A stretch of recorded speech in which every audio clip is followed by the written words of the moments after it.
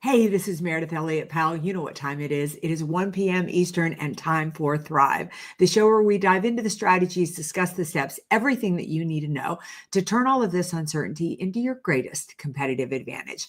Now, I am hanging out here today with my friend, my co-author, Dr. Mary Kelly. And in a minute, we're going to dive into, I think, what are some really critical strategies you need to know to turn uncertainty into your greatest competitive advantage.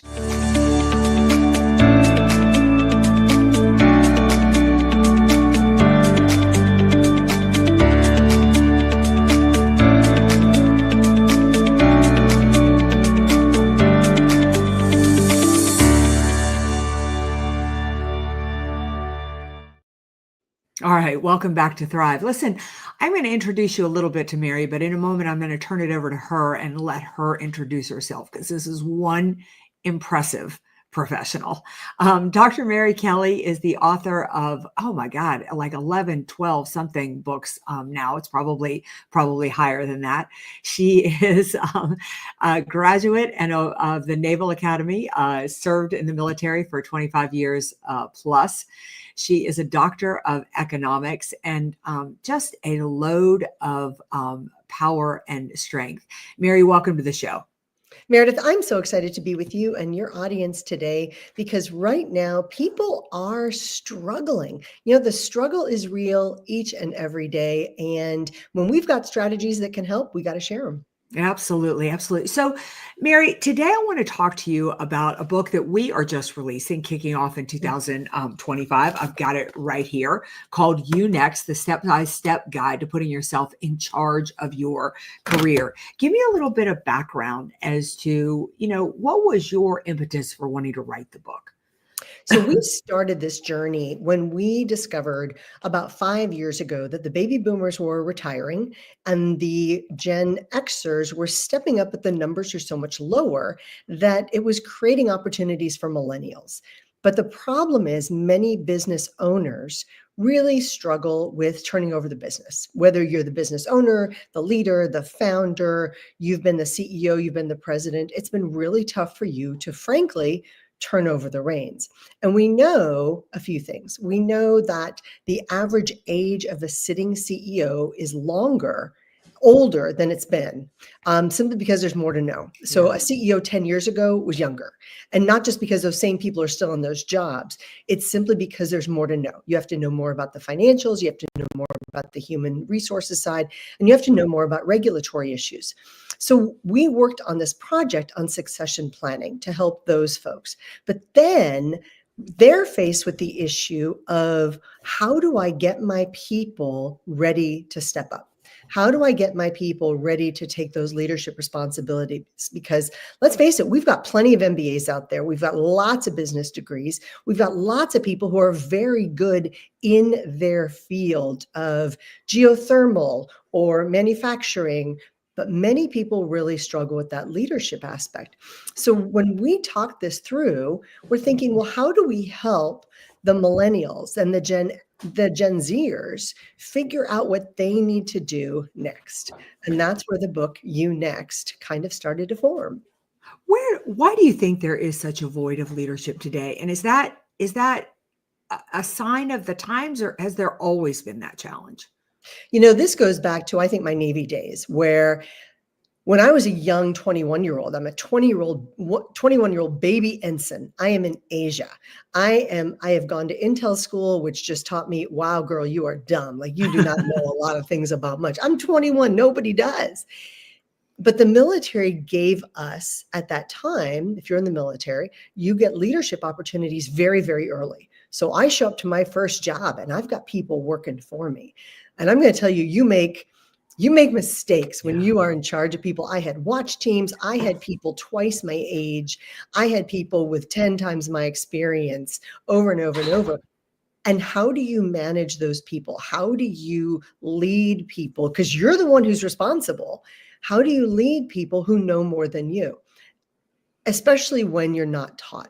Now, the advantage I had that I think a lot of people don't today is the military teaches leadership, and so many places simply don't. So one of the things I really like about the You Next book is it it gives you what you need for yourself, for your career, but also how to lead your own self, how to lead the people around you. You're going to get that out of this book too, because leadership, frankly, now is harder than it's ever been. I would agree with that. I also think that it is, I think something you said there is so important, and really the audience needs to know it and understand it. Nobody is teaching you leadership. You're going to pick it up in bits and pieces. Like maybe you're lucky enough to have a great coach in school. Maybe you do go into the military for a while. Maybe when you get out of college, you have a couple of good bosses. But if you want to be successful, and I think the biggest reason to write this book was to give people the guidebook of to say, hey, put yourself in the driver's seat and take charge of your career, because nobody is showing up to do it for you. And that's exactly right. And what people think is, and let's face it, we're very fortunate now that parents are very involved in their kids' lives, which is good and bad. It's caring parents, it's parents who are trying to do the right thing. But all of a sudden, their grown children now are being thrown into circumstances and situations that, frankly, they're not prepared for. And all of a sudden, they've got to navigate their career. And you and I have both seen this, Mare. We've seen people who accidentally are successful, but more often accidentally they're failing simply because they don't know what to do. They don't know how to manage their career. They don't know how to manage the people around them. They don't know how to lead. I could agree. Mike, good for you for working here on New Year's Day. I love your comment. I think that we've lost the view that experience leads to wisdom. I'm going to stop there. I'm going to talk more about it, but I used to go cycling with a guy when I was really into cycling. He was such a better cycler. I mean, I would train and I could not catch up with him. And I finally one day I said, William, what is it going to take for me to be as good as you? And he said, time in the saddle. And I love that phrase of time in the saddle. There is something to be said that you're just not going to be good at something until you do it so many times. And you go on to say that now we call older people boomers instead of learning from them. But then again, I didn't listen to my grandfather as much as I should have. Really true. Another comment I'm going to make. I was listening to a podcast with Charles Payne today. I'm a huge Charles Payne groupie. Mary's been lucky enough to share the stage with him, but they were asking him about mentors. And he said, I didn't really have any traditional mentors, but he said, he was talking about what his grandparents had to go through to buy land in 1952 as a Black couple in Alabama. And he said, I was just a bratty kid who didn't appreciate what they went through. But he said, as an adult, I look back on it and realize how much their perseverance taught me. So I love that comment, Mike, that we have discounted experience and how much you can learn from others. And that's one of the points we make in the book is reach out to people with experience and wisdom, both for good and bad. And you and I both know you learn as much from the bad leaders as the good leaders. You learn what not to do. And I remember being a young naval officer and just looking around at one of the decisions that was made, and everybody was mad. And one of the more senior people there, I said, what do you do when leadership makes really stupid decisions? I mean, everybody was upset. And I was a little disillusioned. You're young and you get disillusioned easily. And she was so smart. She says, Mary, she says, when you see these things, what you do is you make a note and say, I'm not going to make that decision when I'm in that position of authority. When I'm the leader, I'm going to make sure I listen to my people better. When I'm the leader, I'm going to make sure I don't make all these mistakes. And that was kind of a way to pacify a young, enthusiastic, way over the top, young naval officer. But she was right. You're not going to live long enough to make all the mistakes on the planet. So you got to learn from the mistakes of other people, and you have to learn from the wisdom from other people. I did a program last week. Mike's point is so spot on. During the holiday week, and I said, folks, if you're sitting next to a boomer, I said, you need to be talking to them right now because they're not going to be around forever. And we have got to figure out what they know while they're still available for us to listen to. And it's exactly the point we make in the book is figure out a way for you to not, even if your company doesn't have a mentorship program. First off, mentorship needs to go both ways. And we are very clear about that.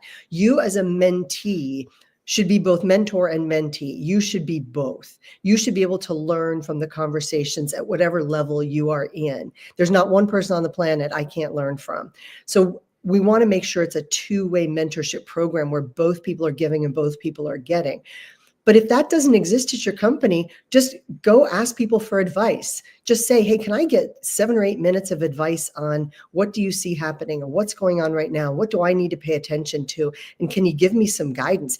And I tell people, even if, and especially if you think you've got it together, because that means you're a little complacent and maybe you got a little arrogant, and we've all done it, where you're going, wait.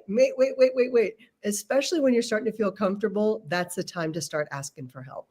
Yeah, I think probably the most successful people I know are the ones who are asking for help. They're the people who need it the least are the people who are asking for it, are the ones who are raising their hand, the ones who are saying, I could get something, because they're really always hungry, always hungry for more.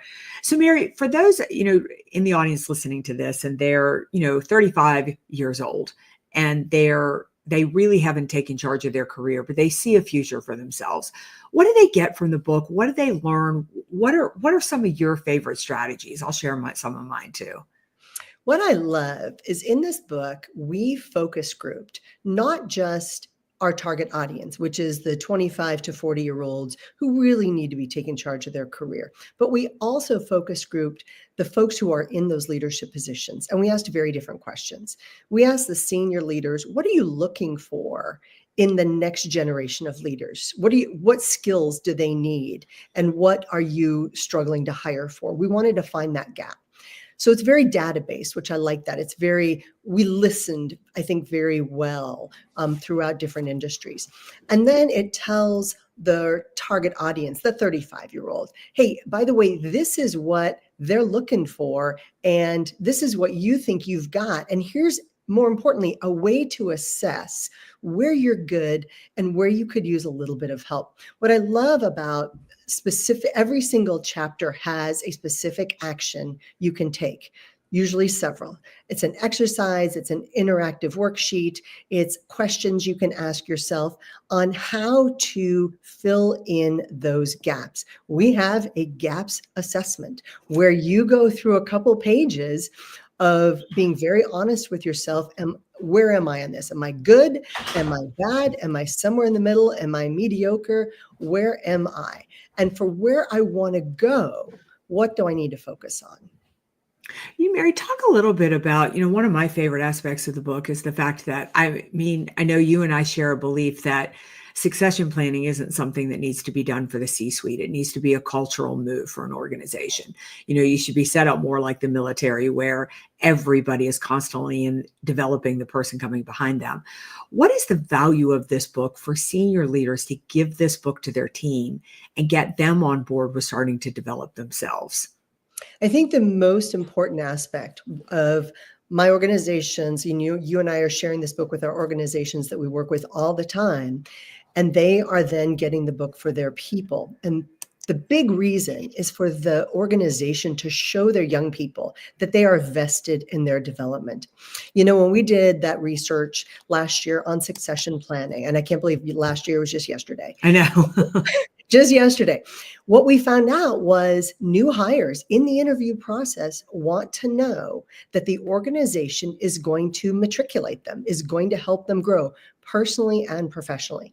So just by buying the book for your people, it gives the signal to your people, hey, we care about you. We care about your career. We care about you moving forward in really positive ways.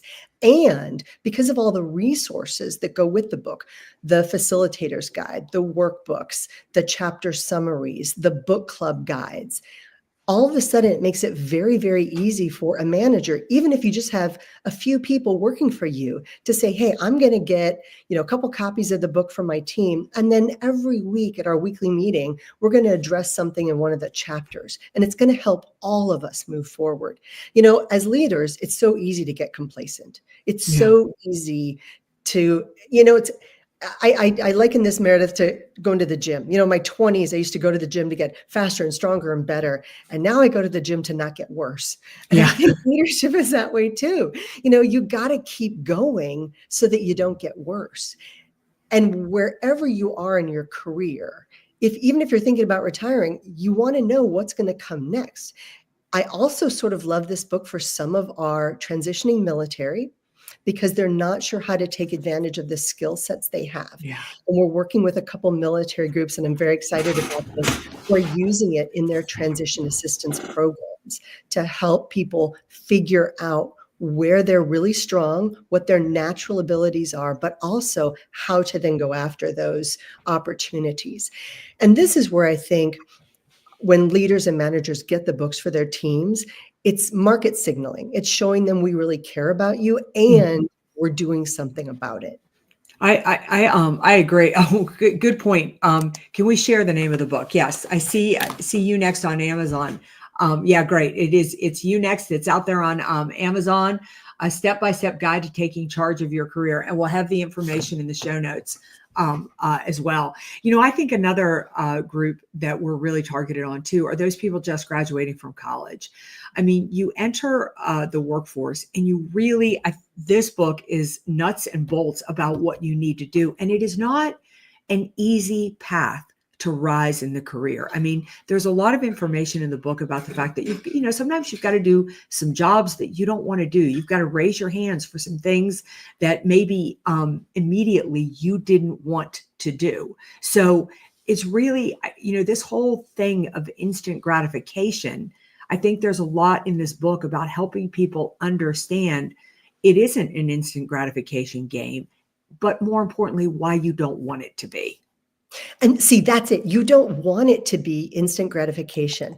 And we all know of people who have been put into leadership roles and they were not ready and they failed miserably. So many young people, and I say young only because I'm old, but anybody younger than me and my age, we're all young people. I'm going to go with that. But we're sometimes so tempted to take an easier path. And the easy path doesn't teach you all the things you need to know to be successful. But then you also don't want to waste time doing things that don't matter. And that's where I think the book You Next, the step-by-step guide, is so helpful, because it says, hey, focus on these things. Take a look at this. Here are some great ways for you to step up in your organization. Even if you don't have the position, even if you don't have the title, you can still do all of these things and help yourself, and in the process, make the organization stronger, help the people around you, build teams. I love all that because it also contributes to us having that purpose at work. You and I are both seeing a lot of people who are struggling with not having a sense of purpose, not feeling a sense of belonging, feeling as though they're still kind of in that COVID mindset of being disengaged, disenfranchised, away from other people, not feeling the emotional connection. And what this book also does is say, hey, if you're in that place, here's how you overcome that too. Here are some specific steps you can take in order to move yourself and the people around you forward. Yeah, Nilesh, I hope I didn't butcher your name, such a great statement. The power of seeking help is often overlooked and is something that should be formally taught as a sign of strength rather as a sign of vulnerability.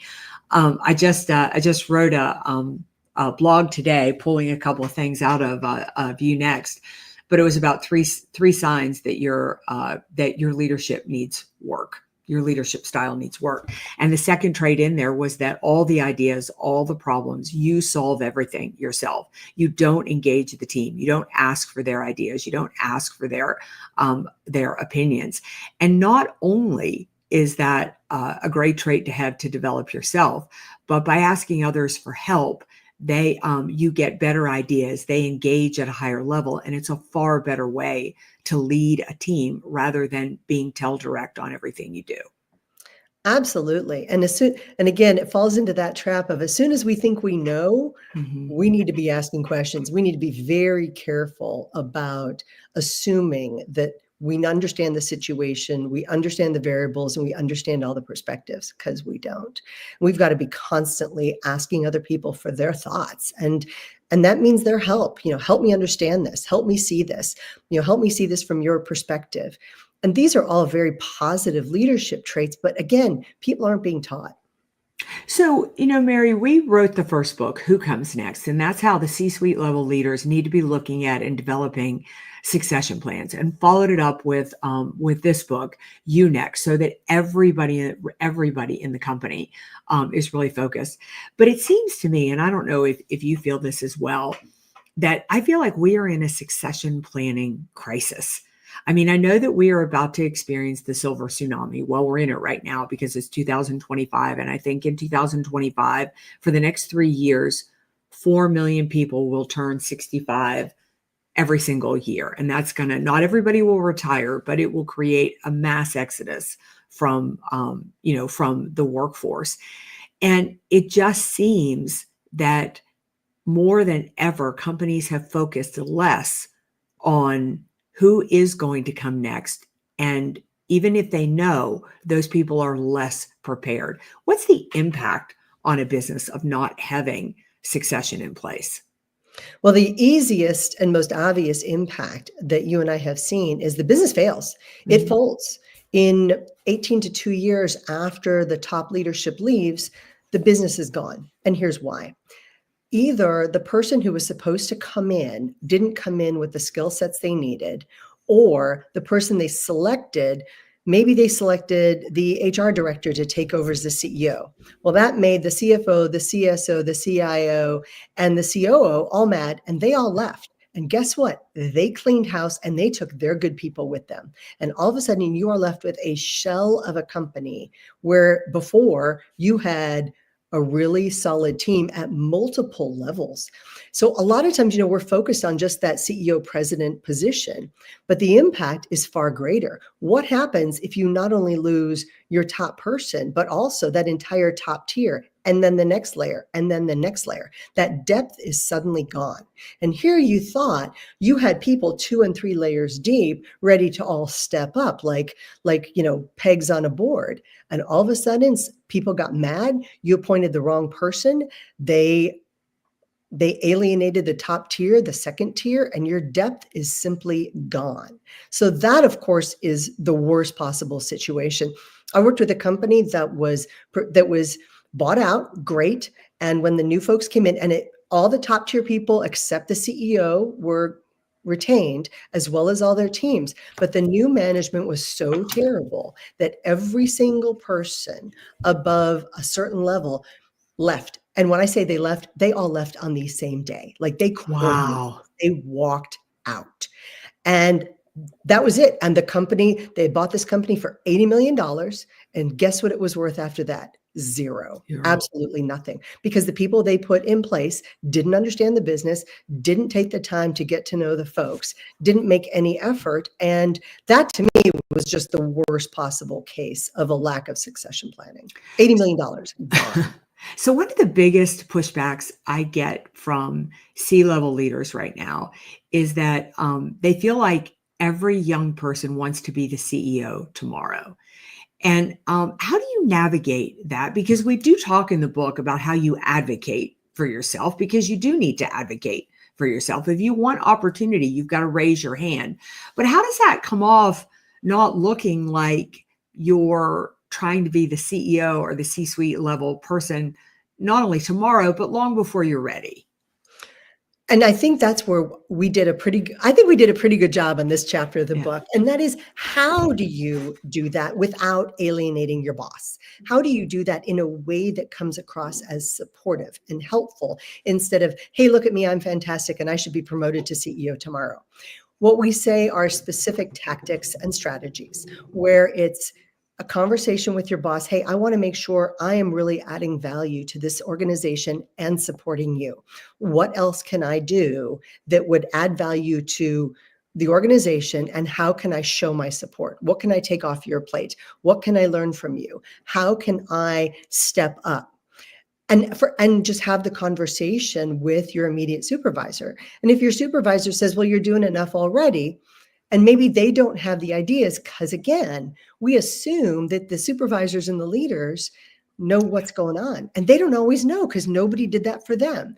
And they may not have any idea how to help you move forward. So again, in the book, we suggest things that you can do so that you are being genuinely helpful to the organization in a way that's not going to threaten your immediate supervisors. Because let's face it, we've all done some things that cause some of our bosses to go, all right, back that truck up there, no. We interviewed a lot of people who shared those moments. So things like, hey, I'm wondering if there's a possibility for me to work on this project. Where can I be supportive? Or, I really like working on graphics. Can I help with the graphics project on this? Simply asking the questions. Ask, can I help? Now, that's predicated on the fact that you're already doing your job well. And I do think it has to start with that. In order for your boss to trust you with more responsibility, you have to be doing the job you were hired for well. And I know you just had conversations with some folks on that as well. Yeah, absolutely. You've got to be performing. I always say performance is power. If you want to move up, that's got to be the first step. Don't ask for anything until you're currently excelling in the role that you're in. Even in the role that you're in isn't what you want to continue to do, but you're constantly telling people above you who you are by how you perform, by how you perform in the current role.